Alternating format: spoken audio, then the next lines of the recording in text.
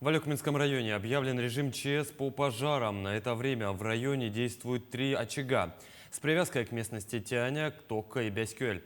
Буквально час назад данные по площади пожара составляли еще 80 гектар. На это время есть информация об увеличении до сотни. С подробностями Елена Фаст.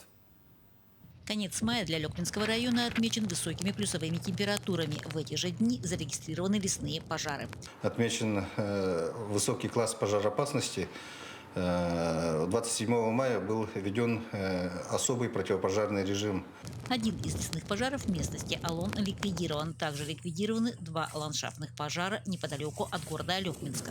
На это время действуют 3 пожара на территории более 80 гектар. У нас на данный момент завозятся дополнительные силы. Вот этот на пожаре с привязкой к населенному пункту Бяскюль, пожар с привязкой к населенному пункту Тяня и пожар с привязкой к населенному пункту Таку.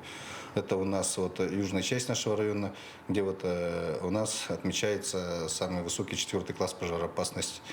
По мере необходимости действиям тех групп, которые находятся на местах, принимаем все меры по увеличению сил и средств. Как отмечает председатель КЧС и глава Алекминского района, по всем данным обстановка соответствует введению режима ЧС.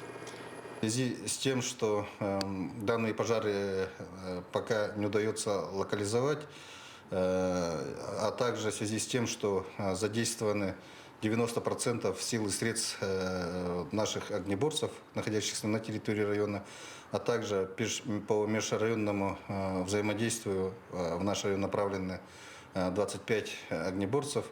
С сегодняшнего дня мы вводим режим ЧС по пожарам. Идет завоз дополнительных сил. Пожары находятся в южной части Алекминского района. Елена Фаст, Максим Копылов, Алекминск.